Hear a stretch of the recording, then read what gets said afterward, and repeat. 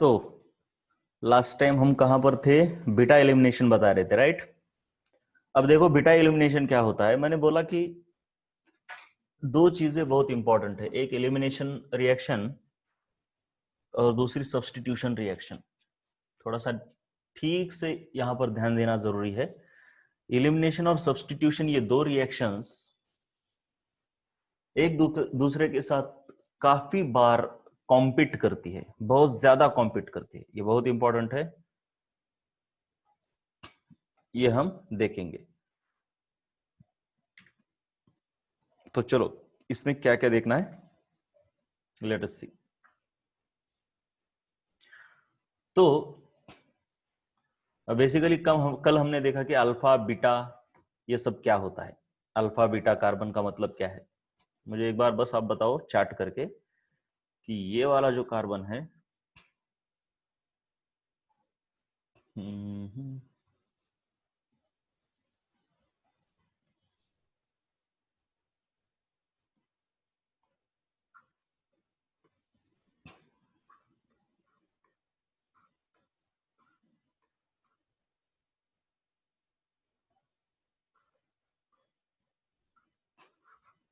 चलो मुझे बताओ ये कार्बन कौन सा है, अल्फा या बीटा?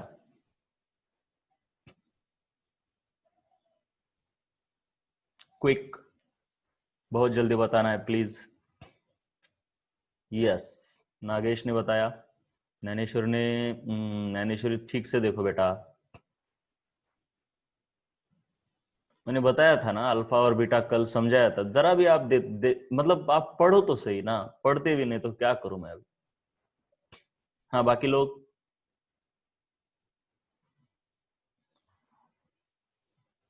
बाकी लोग कहां पर है?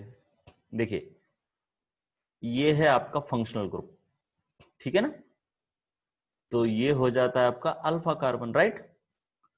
तो ये वाला कौन सा है बताइए, कम ऑन, फटाफट।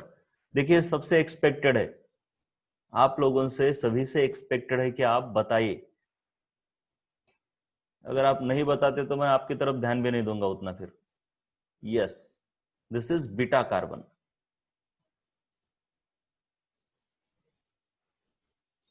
हाँ अल्फा बीटा लिया है ना मैंने कल, बाकी नहीं बचा है।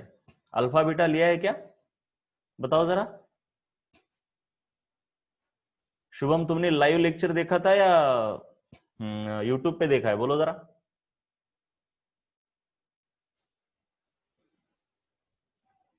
हाँ फिर हुआ है रे, अल्फा बीटा हुआ है बेटा, ठीक से देखो जरा। सभी लोग कंफर्म करें, अल्फा बीटा बताया क्या मैंने? हम्म, कुछ नहीं है, ये फंक्शनल ग्रुप है। इसको जो डायरेक्टली अटैच्ड है वो अल्फा कार्बन है, फिर उसके बाद का बीटा कार्बन होता है, और फिर उसके बाद का ये gamma carbon, alpha beta gamma. वैसे ही इस साइड से भी होता है, ये अल्फा ये बीटा, कुछ नहीं है।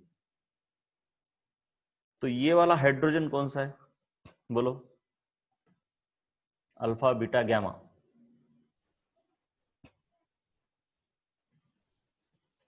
गुड, बहुत अच्छे।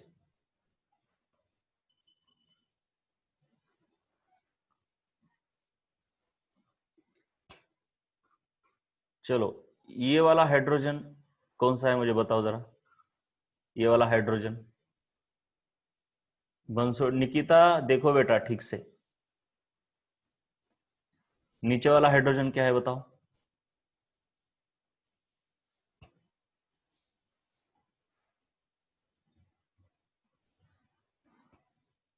बीटा, ठीक है। तो ठीक से अगर आप ध्यान दोगे तो मेरे कहने का मतलब ये है बेटा कि ये अगर फंक्शनल ग्रुप है तो ये अल्फा कार्बन होता है, ये बीटा कार्बन होता है, और बीटा कार्बन को चिपका हुआ हाइड्रोजन बीटा ही कहलाता है। बीटा कार्बन को अगर कार्बन चिपका है तो वो गैमा हो गया, लेकिन हाइड्रोजन बीटा ही होता है। हाइड्रोजन की खुद से अलग ऐसी आइडेंटिटी नहीं होती, ठीक है? अलग से आइडेंटिटी नहीं होती।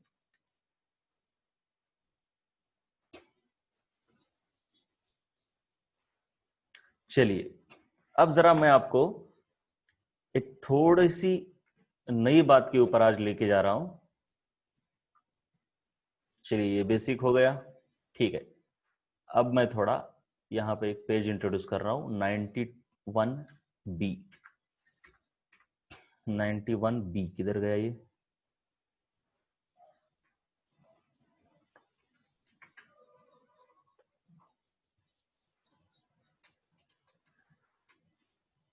चलिए 91B।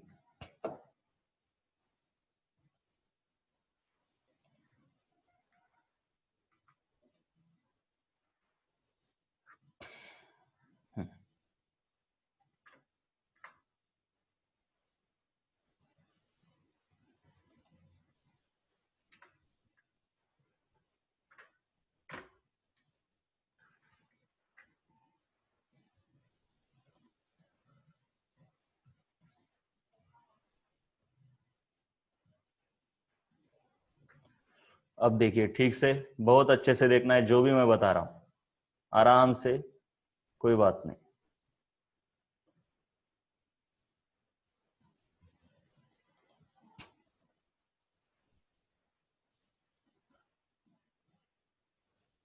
चलो, हमको ना सब्स्टिट्यूशन और एलिमिनेशन, इन दोनों के बीच एक लड़ाई होती है हमेशा, उसको जरा पढ़ना है आज। क्या होता है, मैं साइमल्टेनियसली पेज के दो हिस्सों में आपको बताऊंगा, कोई टेंशन नहीं लेना है।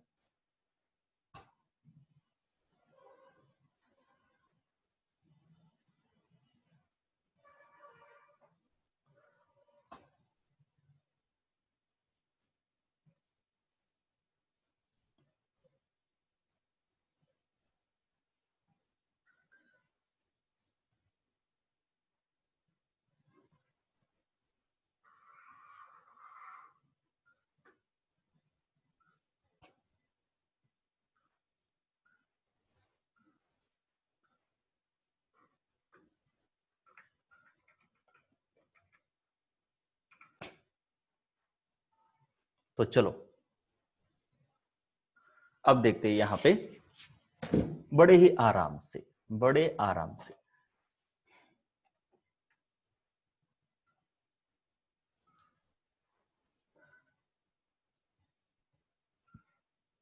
सबसे पहले आपको पता है कि सब्स्टिट्यूशन और एलिमिनेशन में फर्क क्या है। मान लीजिए आपके पास एक ऐसा अल्काइल हैलाइड है, मैं एक आसान ले लूं क्या, एलिमिनेशन में बहुत ज्यादा स्टेबल है, तो ब्यूटेन।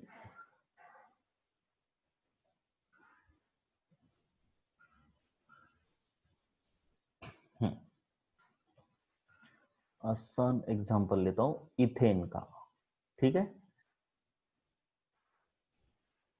CH3 CH2, और मान लेते हैं इधर है Cl, नीचे लिखता हूं मैं Cl को, बिल्कुल कंफ्यूज नहीं होना है, बहुत ही आराम से जाना है बेटा। और इस CH3 को ना मैं बस ऐसे लिख रहा हूं, CH3 को मैं कुछ इस तरीके से लिख रहा हूं, CH2 और H, ठीक है। इसकी दो तरीके से रिएक्शन हो सकती है। एक रिएक्शन एक्वेस KOH जो मैं बोल रहा था,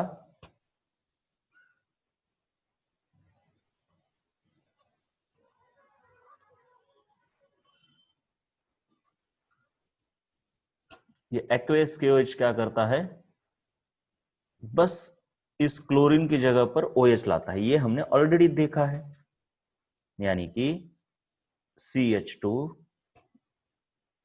H जैसा था वैसा है, right, there is no change.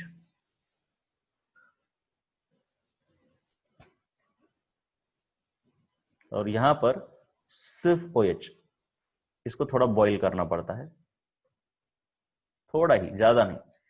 चलिए, ये बात सबको क्लियर है क्या? और इसको हम क्या कहते हैं, सब्स्टिट्यूशन, इसको कहते हैं सब्स्टिट्यूशन रिएक्शन। और ये न्यूक्लियोफिलिक सब्स्टिट्यूशन है, ठीक है, न्यूक्लियोफाइल ने अटैक किया है।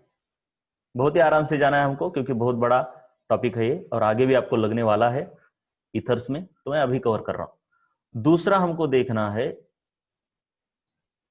एलिमिनेशन, इसके अगेंस्ट एलिमिनेशन।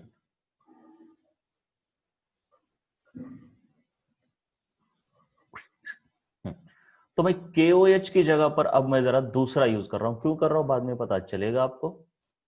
और एक है हमारा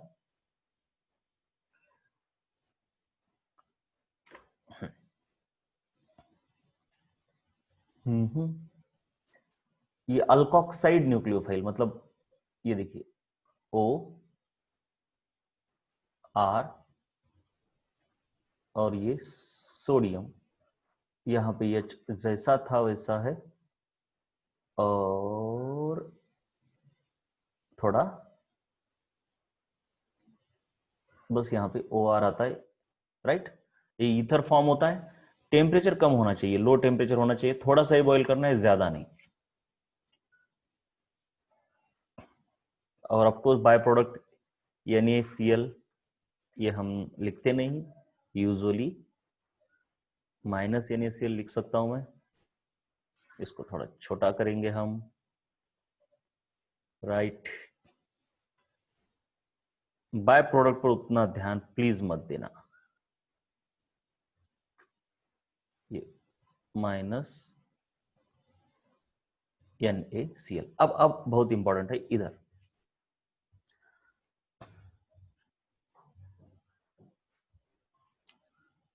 अब वही CH2Cl हम ना इधर लेते,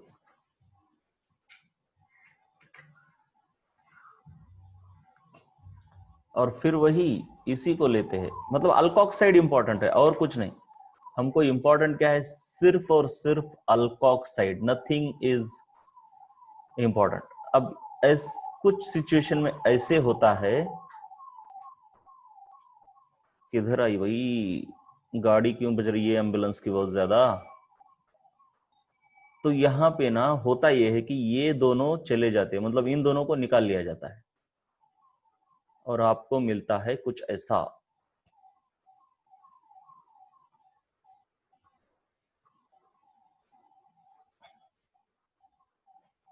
राइट। फिर NaCl, चलिए HCl निकल गया ना, तो बेसिकली NaCl और H किसके साथ जाएगा,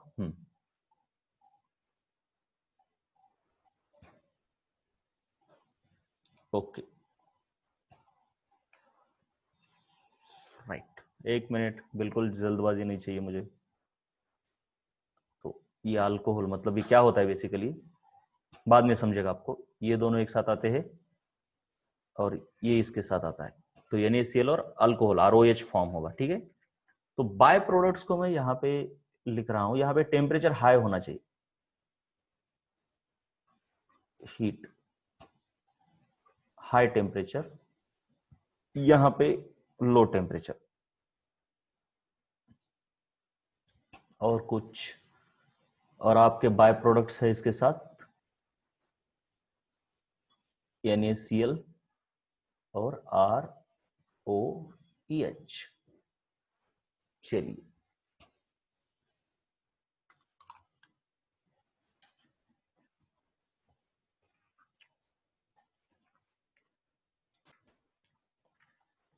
और इस चीज को कहते हैं एलिमिनेशन, राइट। जरा देखो और बताओ, ये एलिमिनेशन ही है ना। चलो यहां तक क्लियर है कि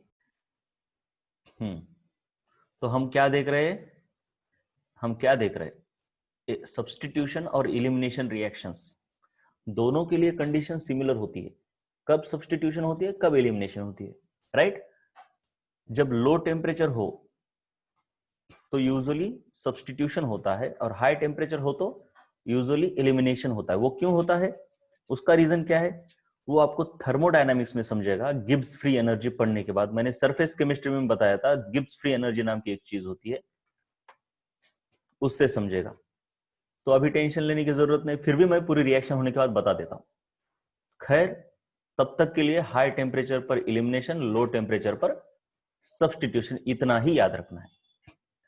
सब्स्टिट्यूशन में बस इसकी जगह पर ये आ रहा है। न्यूक्लियोफाइल वही है, वही रिएक्शन है, सेम है और कुछ नहीं है।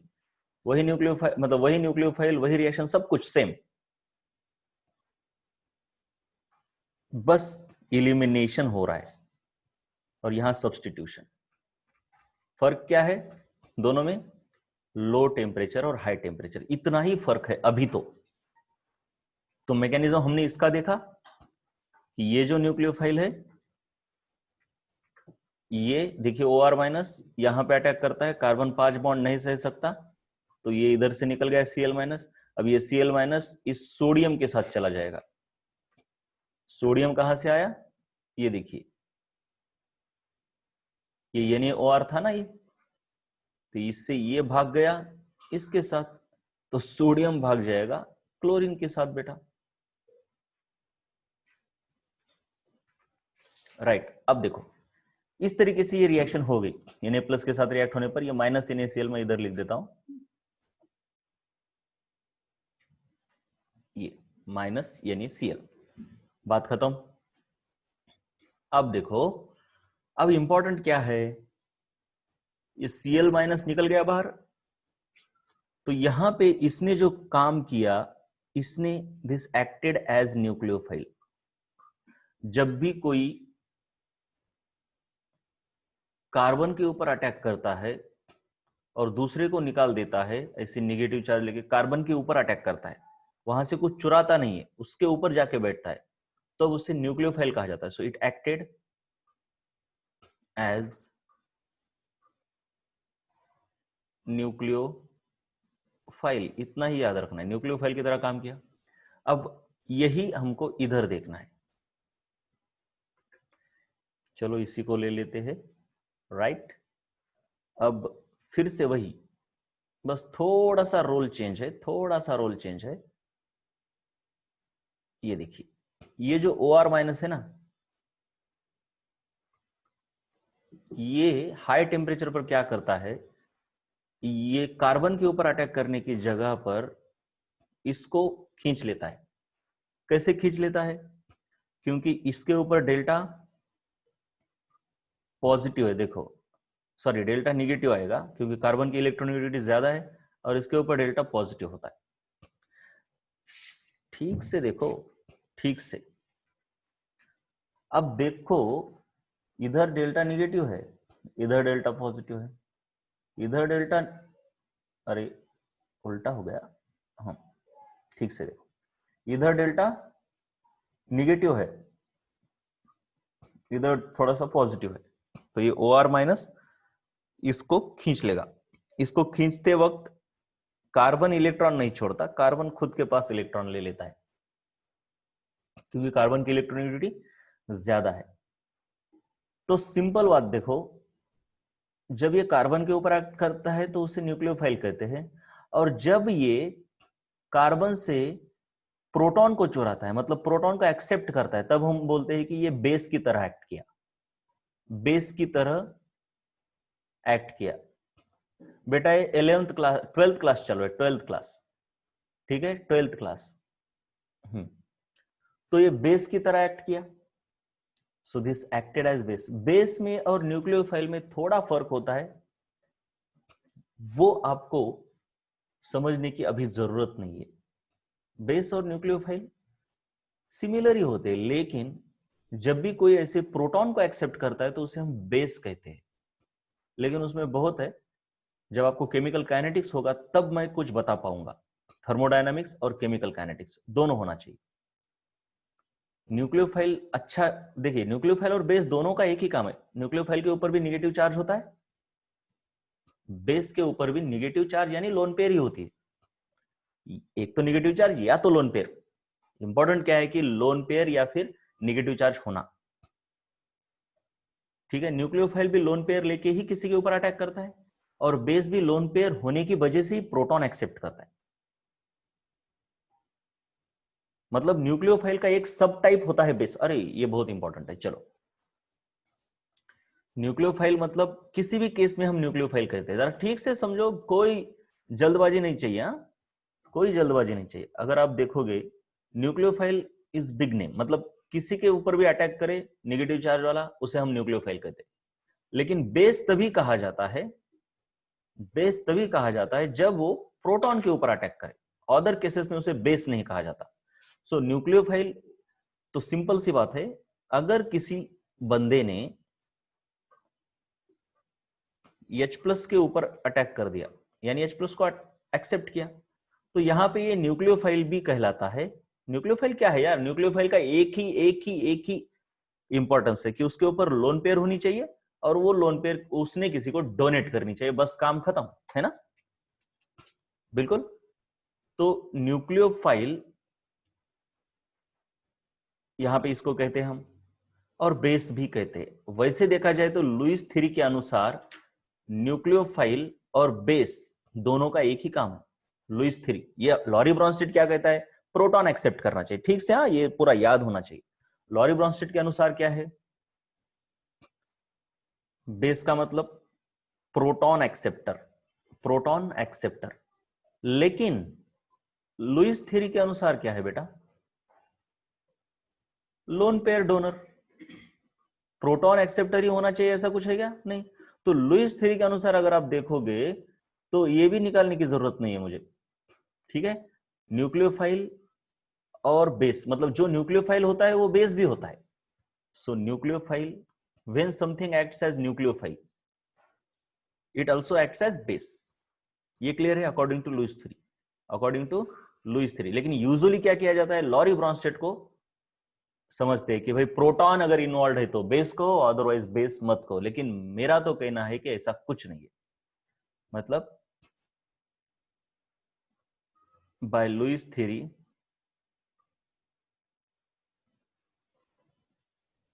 Bye Lewis theory, base, if something is base then it is nucleophile. If something is base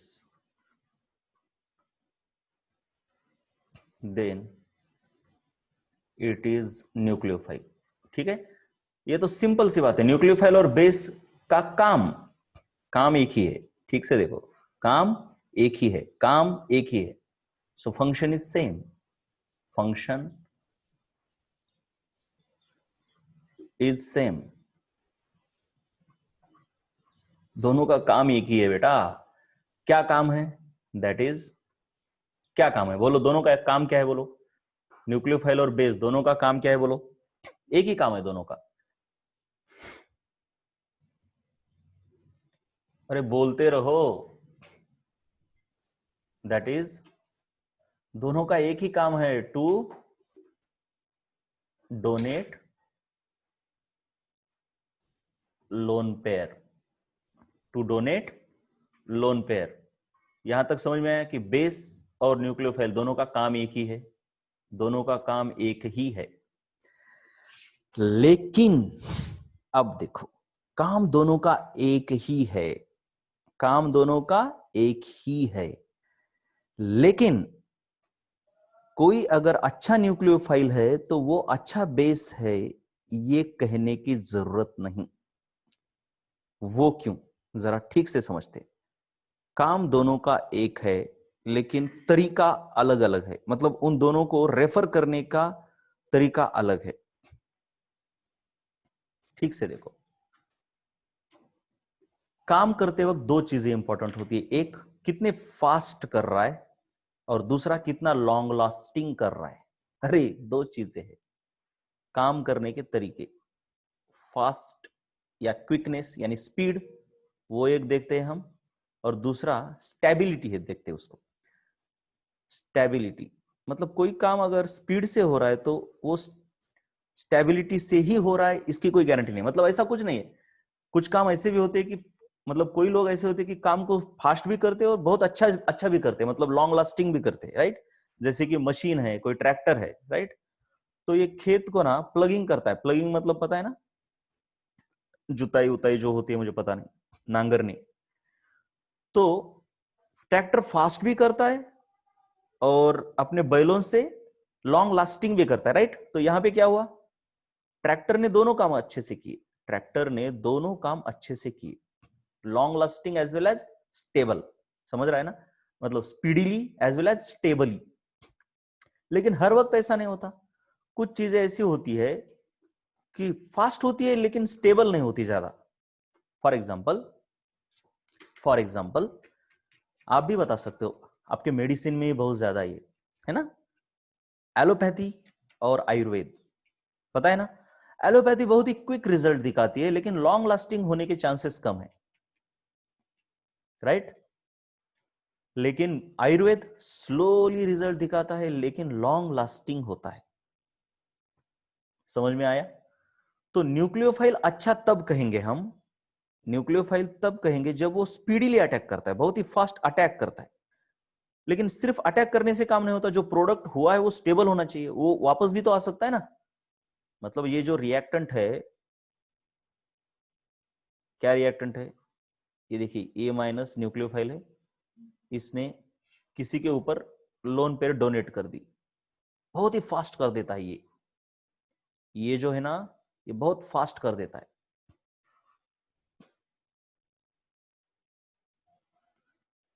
बहुत ही फास्ट उसने ये प्रोडक्ट बना लिया, लेकिन ये प्रोडक्ट स्टेबल नहीं है, ये वापस भी इसकी तरफ आ रहा है, राइट।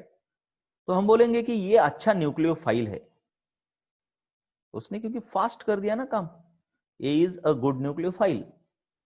लेकिन जब C एक है जो कि B के ऊपर अटैक तो कर रहा है, बहुत स्लोली कर रहा है, बहुत ही स्लोली, लेकिन कुछ इस तरीके से कर रहा है, जब अटैक हो रहा है तो ये C भी इतना स्टेबल है कि वापस नहीं आ रहा, तब बोलते हैं हम इस C को ये उतना अच्छा न्यूक्लियोफाइल नहीं है। So nucleophile refers to speed, nucleophilicity.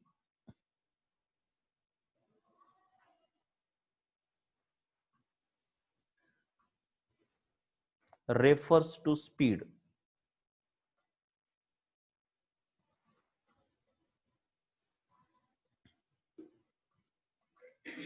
Right. जितना स्पीड अच्छा है उतना न्यूक्लियोफाइल अच्छा है, मतलब ऊपर वाला न्यूक्लियोफाइल अच्छा है, लेकिन बेस के लिए स्पीड इंपॉर्टेंट नहीं है, धीरे से अटैक करो कोई प्रॉब्लम नहीं, लेकिन तब अच्छा बेस बोला जाता है जब वो फॉर्म करने वाला प्रोडक्ट स्टेबल हो। सो बेसिसिटी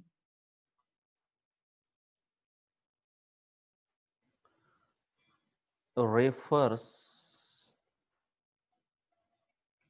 टू स्टेबिलिटी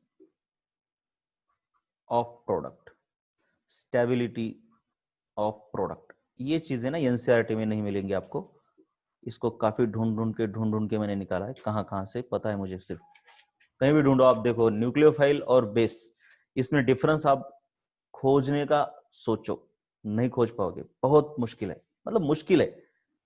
इसलिए ध्यान से पढ़ो और लिख भी लो बाद में, इसका मतलब मुझे ये कहना है, मेरा तो काम ही है ढूंढ ढूंढ के आपको देना इधर उधर से जो आपको रिलेवेंट है। अरे ढूंढ ढूंढ के दो मतलब क्या पूरा केमिस्ट्री दो क्या, केमिकल इंजीनियरिंग का, इसकी जरूरत नहीं, आपको जो रिलेवेंट है वो आपको अच्छे, मतलब आपको समझने वाले वर्ड्स में आपको देना चाहिए, जो आपको समझ में आए, राइट, उस लैंग्वेज में। तो बेस अच्छा तब होता है जब वो स्टेबल प्रोडक्ट फॉर्म करता है, और न्यूक्लियोफाइल अच्छा तब होता है जब वो फास्ट अटैक करता है, राइट। यहां तक ठीक है। तो जो अच्छा बेस है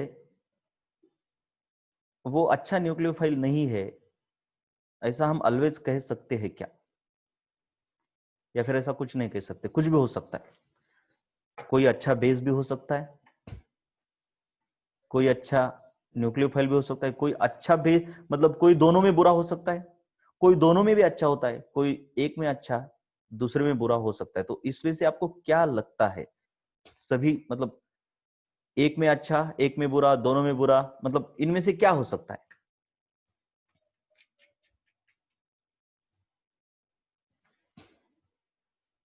एक में अच्छा एक में बुरा या दोनों में, बस इतना ही बोलो, आपको क्या लगता है, मतलब या फिर कुछ भी हो सकता है।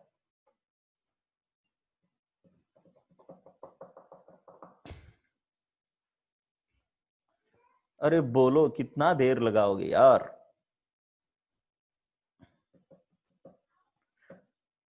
चलो बहुत नहीं, ठीक है, टाइप करने में देर लग रहा होगा।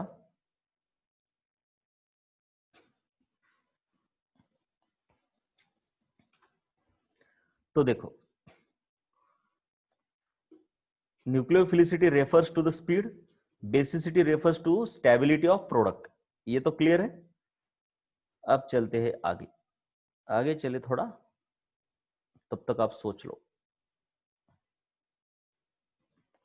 देखो, मैंने आपको यह भी बताया था केमिकल काइनेटिक्स में, मतलब केमिकल काइनेटिक्स में नहीं, बेसिकली ये बेसिक ऑर्गेनिक केमिस्ट्री में भी मैंने बताया कि ये बहुत इंपॉर्टेंट है, ये बहुत ज्यादा इंपॉर्टेंट है। मैंने बोला हुआ है, बहुत ज्यादा इंपॉर्टेंट है। स्पीड कहां पे डिपेंड करती है, और और क्या, स्टेबिलिटी कहां से आती है। मैंने ये ग्राफ निकाला होता है, हर बार निकालता हूं ये मैं ग्राफ। चलिए इसको और बढ़ा देते हैं यार।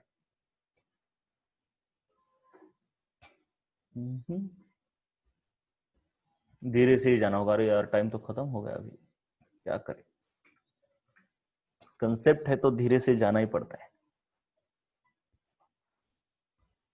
तो देखो, यहां पे मैंने ये बोला था, दो चीजें होती है। मान लो एक रिएक्शन इससे हो रही है और दूसरी रिएक्शन ऐसे हो रही है। मान लीजिए ये न्यूक्लियोफाइल ए है, ये बी है। कौन फास्ट रिएक्ट कर रहा है बोलो? ए। बहुत अच्छे, ये तो पता है आपको, एनर्जी ऑफ एक्टिवेशन से आप बता सकते हो। इसका मतलब है ए फास्ट रिएक्ट कर रहा है, तो ये क्या है, अच्छा न्यूक्लियोफाइल है या बुरा है? मतलब गुड न्यूक्लियोफाइल कौन है? Who is good nucleophile? A, क्योंकि वो फास्ट रिएक्ट कर रहा है। तो बी क्या है, अच्छा न्यूक्लियोफाइल है, अच्छा बेस है। मतलब बेसिसिटी के बारे में क्या बोलोगे, ए और बी में कौन अच्छा बेस है, या दोनों सेम है? मुझे लगा था आप बी ही बोलोगे, लेकिन बी के लिए ना स्लो रिएक्ट होना इंपॉर्टेंट नहीं है। मैंने बोला क्या कि बेस स्लो होना चाहिए, यही तो आपका मतलब ना, यही आपको बहुत बार नहीं समझता, ठीक है ना। क्या इंपॉर्टेंट है बेस के लिए,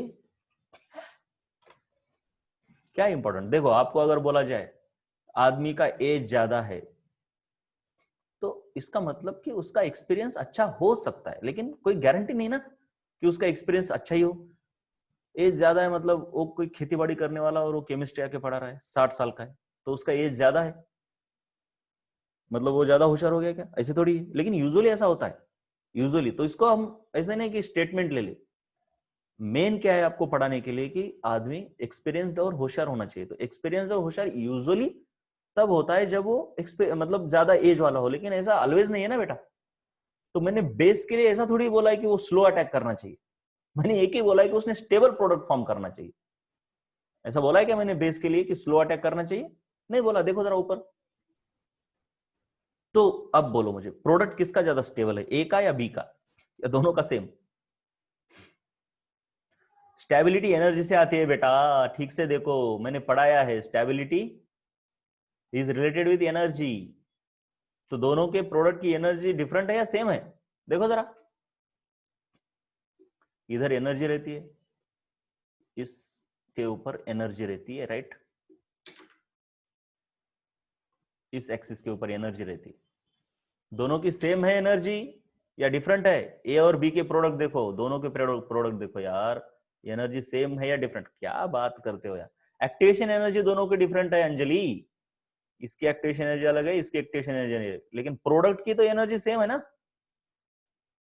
प्रोडक्ट की एनर्जी सेम है, तो दोनों के प्रोडक्ट सेम स्टेबिलिटी के हैं, इसलिए दोनों इक्वल बेस हुए। क्यों इक्वल बेस हुए या नहीं हुए? हुए, हुए। अब अब थोड़ा ठीक से देखो, अब जरा इसको देखो। इस भाई साहब को जरा मैं ऐसे निकाल रहा हूं समझने के लिए।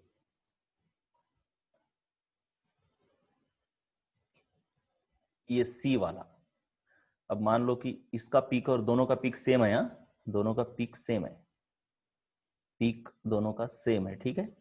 अब मुझे बताओ सी और ये में कंपैरिजन करके न्यूक्लियोफाइल कौन अच्छा है?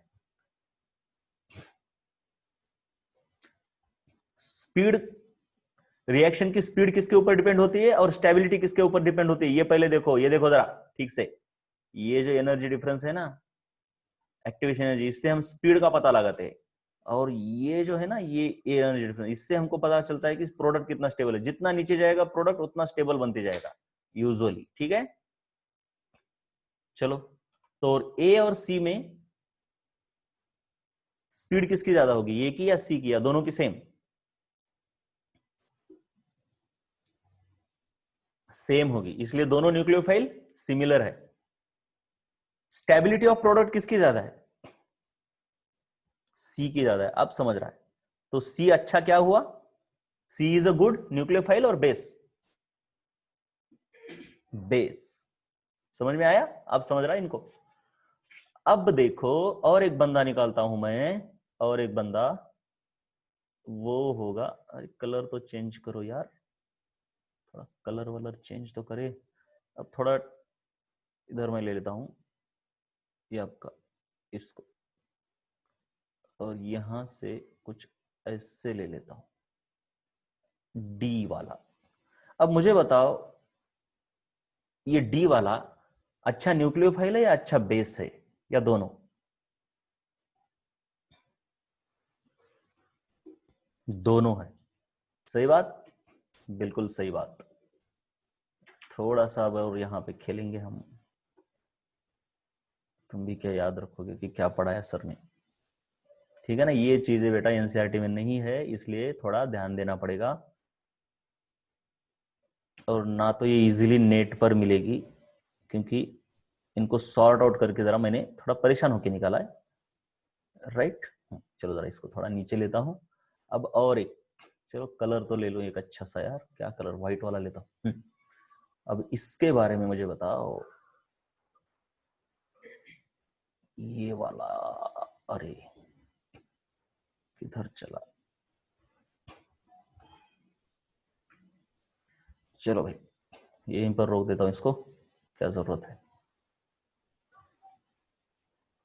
ई, हम्म हम्म ये अच्छा न्यूक्लियोफाइल है, अच्छा बेस है, अच्छा क्या क्या मतलब, दोनों में कैसा है बस इतना ही बताओ। Good nucleophile bad base, bad nucleophile good base, मतलब कुछ भी, जो भी आपको बताना है। गुड न्यूक्लियोफाइल है। नैनेश्वरी ने बहुत सही दिया आंसर, बहुत अच्छे बेटा। आपको अगर बहुत हिलाया जाए तो आप जाग भी जाते हो, ठीक है। मुझे लगा था कि नहीं जागते हो, जरा ठीक से देखो, किसी भी कंसेप्ट को पकड़ा करो। ज्ञानेश्वरी बहुत अच्छा बेटा, कंसेप्ट को पकड़ो। इतना अच्छा कंसेप्ट अगर पकड़ लेते हो ना, तो आपको तो टेंशन लेने की जरूरत नहीं है, बस पढ़ाई करो आप। देखो क्या होता है ना, एक पढ़ाई करते हैं लोग लेकिन उनका दिमाग नहीं होता, तो उनको थोड़ा ज्यादा पढ़ाई करना पड़ता है, बहुत ज्यादा। लेकिन दिमाग है और पढ़ाई करो, मतलब हाईवे है और उसके ऊपर गाड़ी भी फास्ट चलाओ, तो यार बस थोड़ा प्रोटेक्शन के साथ तो आप तो कहाँ के कहाँ पहुंच जाओगे, राइट। तो बहुत अच्छे ज्ञानेश्वरी, आपका दिमाग मुझे पसंद आया यहाँ पे। बाकी लोगों को भी मैं बुरा नहीं बोल रहा, लेकिन थोड़ा ध्यान देना चाहिए। थोड़ा मतलब लॉजिक होता है यार, ऐसे थोड़ी होता है। लॉजिक का मतलब मुझे नहीं समझता, बस ऐसा है मतलब ऐसा है, ऐसा है मतलब ऐसा है। ये आदत होनी चाहिए, ये जिंदगी की आदत होनी चाहिए, इसको कभी बाजू में मत रखना। सिंपल सी बात है, न्यूक्लियोफाइल तब अच्छा होता है जब उसकी स्पीड अच्छी हो। इसकी स्पीड कहां से अच्छी है? इसकी तो एक्टिवेशन एनर्जी कितनी ज्यादा है, बहुत ज्यादा है, बहुत ज्यादा है, देखो। तो स्पीड कहां से अच्छी है यार? स्पीड तो अच्छी नहीं है। हम्म स्पीड तो अच्छी नहीं है। Nucleophilicity refers to speed. इसका मतलब क्या, स्पीड अच्छी होने के लिए क्या होना चाहिए? दो चीजें आपके पास, मैंने बोला ये ऐसा होता है, ये भूलना नहीं, ये मैंने पढ़ा है। यहां से यहां पर डेल्टा एच होता है बेटा, और यहां से यहां तक एनर्जी ऑफ एक्टिवेशन होती है, राइट? Energy of activation. तो स्पीड अच्छी होने के लिए एनर्जी ऑफ एक्टिवेशन कम होनी चाहिए, और स्टेबिलिटी अच्छी होने के लिए डेल्टा एच का मैग्नीट्यूड ज्यादा होना चाहिए। मैग्नीट्यूड मैं बोल रहा हूं, मैग्नीट्यूड। वैसे तो देखा जाए तो खुद इसकी एनर्जी लेते हैं, एनर्जी ऑफ प्रोडक्ट बोलेंगे हम, एनर्जी ऑफ प्रोडक्ट, ठीक है ना? एनर्जी ऑफ प्रोडक्ट कम होनी चाहिए, जितनी कम हो उतनी स्टेबिलिटी अच्छी है, ठीक है? तो न्यूक्लियोफिलिसिटी रेफर्स टू स्पीड यानी एनर्जी ऑफ एक्टिवेशन, इसके साथ डायरेक्टली रिलेटेड है, नहीं इनवर्सली रिलेटेड है, right? Speed is inversely related to energy of activation. जितनी ज्यादा एनर्जी ऑफ एक्टिवेशन, स्पीड उतनी कम। Basicity refers to stability of product, ये किससे रिलेटेड है? Inversely related to energy of product या फिर एंथैल्पी ऑफ प्रोडक्ट। जितनी एंथैल्पी ऑफ प्रोडक्ट ज्यादा होगी, एंथैल्पी कहां से निकालते हो? ये आपका रिएक्टेंट है, ये आपका प्रोडक्ट है, प्रोडक्ट की एनर्जी ये रही। जितना नीचे प्रोडक्ट आएगा उसकी एनर्जी उतनी कम हो गई, तो इसे हम एनर्जी ऑफ प्रोडक्ट या फिर एंथैल्पी ऑफ प्रोडक्ट बोलेंगे। जितनी कम हो गई उतनी स्टेबिलिटी ज्यादा, एंथैल्पी ऑफ प्रोडक्ट। मैं दो चीजें लिख लूं यहां पे, दोनों चीजें लिख लूं यहां पे। चलो सब कुछ लिखना तो पड़ेगा ना, कहां जाओगे? This EA is energy of activation, energy of activation, and HP is enthalpy यानी एनर्जी। एंथैल्पी और एनर्जी में क्या डिफरेंस है? थर्मोडायनामिक्स में पता चलेगा। एनर्जी ऑफ प्रोडक्ट, ठीक है ना? ये क्लियर है क्या? ये क्लियर है? यहां तक क्लियर है? बोलो जरा, क्लियर है तो यस बोला करो। बहुत ज्यादा हो रहा है कंसेप्ट, मुझे पता है। तो न्यूक्लियोफिलिसिटी अच्छी होने के लिए एनर्जी ऑफ एक्टिवेशन कम होनी चाहिए। ठीक से और एक बार, न्यूक्लियोफिलिसिटी अच्छी होने के लिए एनर्जी ऑफ एक्टिवेशन कम होनी चाहिए, ठीक है बेटा? और बेसिसिटी अच्छी होने के लिए एंथैल्पी ऑफ प्रोडक्ट कम होनी चाहिए। तो मुझे बताओ, ई के केस में बेटा, इसके केस में आपको दिख रही है क्या energy of activation come? Energy of activation तो ज्यादा है ना, ठीक है? एनर्जी ऑफ एक्टिवेशन ज्यादा है तो स्पीड, बोलो स्पीड कम। तो न्यूक्लियोफाइल अच्छा या बुरा, गुड और बैड? Bad nucleophile. अब बात करते हैं बेस के बारे में। बेस के लिए होती है एंथैल्पी ऑफ प्रोडक्ट। प्रोडक्ट की एंथैल्पी सिंपल है, यहां से इस ग्राफ के ऊपर जाओ यार, इस एक्सिस के ऊपर। ऊपर है या नीचे है? मतलब ज्यादा है दूसरों के कंपैरिजन में, इसके प्रोडक्ट की एंथैल्पी ज्यादा है या कम है?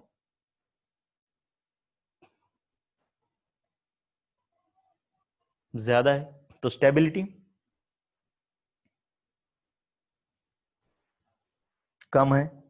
तो बेस गुड और bad? Bad. So E is bad base as well as bad nucleophile. बात क्लियर है? तो हमने अगर देखा, इधर न्यूक्लियोफाइल के बारे में लिखता हूं और इधर बेस के बारे में अगर मैं लिखता हूं, थोड़ा सा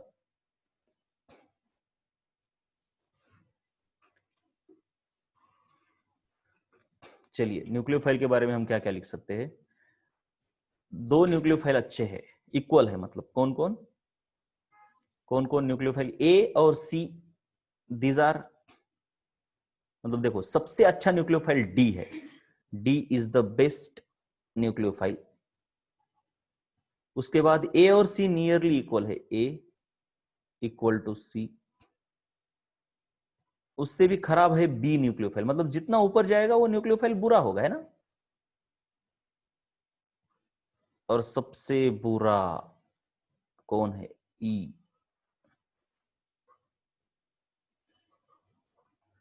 ये ऑर्डर समझ में आई? देखो जरा, ये ऑर्डर समझ में आई क्या? राइट। उसके बाद अब बेस के बारे में, चलो बेस के बारे में देखते हैं। बेस सबसे अच्छा कौन है बोलो, अब देख के बताओ मुझे, बेस सबसे अच्छा कौन है, सबसे अच्छा? Yes, D is the best base, D, ठीक है ना, क्योंकि उसकी एनर्जी सबसे कम है। एनर्जी देखो यार, एनर्जी देखो, एनर्जी देखो बस। सो डी अच्छा न्यूक्लियोफाइल भी है और बेस भी है। उसके बाद कौन है अच्छा बेस? सी है, राइट। ये देखो इसके नीचे है ना एनर्जी, तो इसका मतलब है सी ना ए की तरह ही था न्यूक्लियोफाइल, लेकिन बेस उससे अच्छा है। फिर उसके बाद ए और बी, यस, ए और बी दोनों की बेसिसिटी मतलब बेस की बिहेवियर कैरेक्टरिस्टिक सिमिलर होगी, ए और B.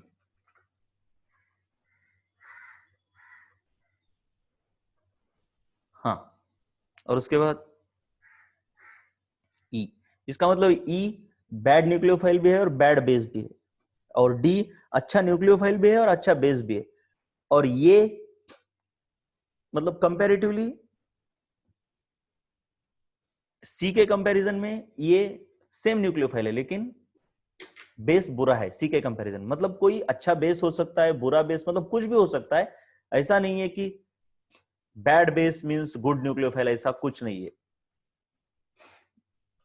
So it is not that bad, it is not that, ऐसे लिखो, इट इज नॉट दैट क्या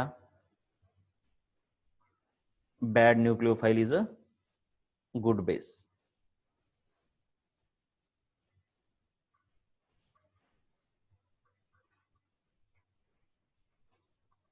यहां तक बातें समझ में आई?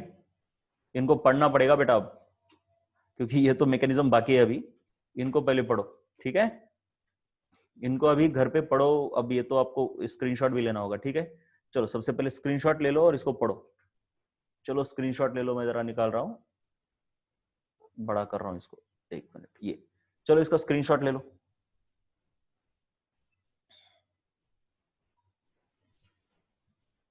बड़ा करूं क्या? एक मिनट, दो स्क्रीनशॉट ले लो, दो स्क्रीनशॉट ले लो, चलो एक वाला, ये, चलो पहला वाला ले लो स्क्रीनशॉट, फटाफट फटाफट, हो गया?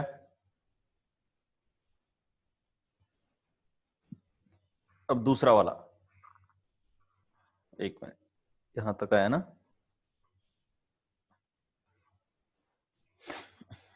दूसरा वाला ये ले लो,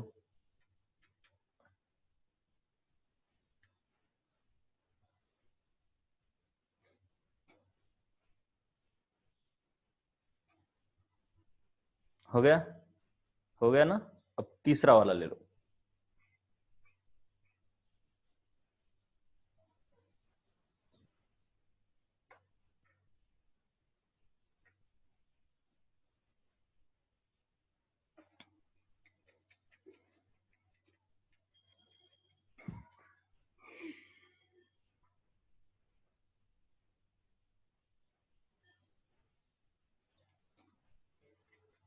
ठीक है? ओके, बाय बाय, चलो बाय बाय।